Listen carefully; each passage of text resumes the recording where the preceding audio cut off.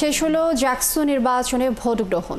এখন চলছে গণনা। কারচুপির অভিযোগ ও প্রশাসনের প্রতি পক্ষপাতিত্বে অভিযোগে ভোট বর্জন করেছে ছাত্রদল সমর্থিত প্যানেল।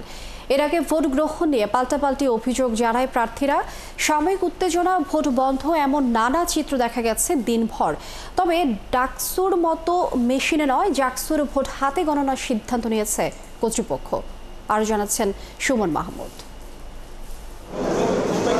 ভোট গ্রহণের শুরু থেকেই প্রার্থীদের ছিল নানা অভিযোগ। ছাত্রদলের বিরুদ্ধে কেন্দ্র দখলের অভিযোগ করে ছাত্র শিবির। ছাত্রদলের অভিযোগ, শিবিরকে প্রশাসন জিতিয়ে দেওয়ার জন্য কাজ করছে।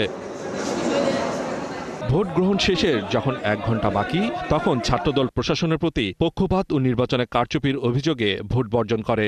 এই প্রেস ব্রিফিং এর মাধ্যমে আমরা এই প্রহসনের নির্বাচন বর্জন করলাম। আপনাদের সকল প্রশ্নের উত্তর আমরা পরে দিব এবং এই মুহূর্তে আমাদের ডিসিশন হচ্ছে এই নির্বাচন আমরা বর্জন করছি। ভোটে অনিয়মের অভিযোগ এনে দায়িত্ব থেকে সরে দাঁড়ান কোনো শিক্ষক।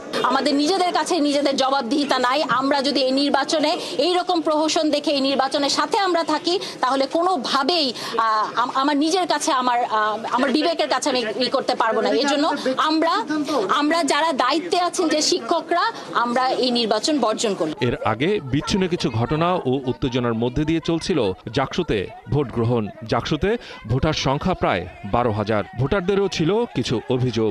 যারা শিক্ষার্থীদের নিয়ে কাজ করবে, শিক্ষার্থীদের ভালোর জন্য কাজ করবে, তারাই অবশ্যই নির্বাচিত, সেটা আমরা চাইব। এবং আমরা এটা প্রত্যাশা করি আগামী 1 বছর তারা শিক্ষার্থীদের সকল সমস্যার জন্য সমাধান করার জন্য সর্বোচ্চ প্রচেষ্টা করবেন। ভোট গ্রহণের সময় দুপুরের দিকে ফজিলাতুন্নেসা ছাত্রী হলে ছাত্রদল সমর্থিত ভিপি প্রার্থী শেখ সাদি হাসানের প্রবেশ ঘিরে হট্টগোলে ভোট গ্রহণ 1.5 ঘন্টা বন্ধ থাকার পর ফের ভোট গ্রহণ শুরু হয়।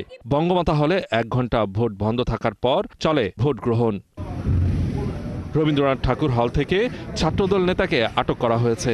তিনি ওই হলের সাবেক শিক্ষার্থী। ভোট চলাকালে হলে অবস্থান বৈধ নয় বলে এই আটক বলছে প্রশাসন। আমাদের আইন শৃঙ্খলা রক্ষায় যারা নিয়োজিত আছেন তারা সার্বিকভাবে ডিউটি পালন করতেছেন এবং শান্তিপূর্ণ উপায় করার জন্য যা করেন আমরা সব ব্যবস্থা করছি।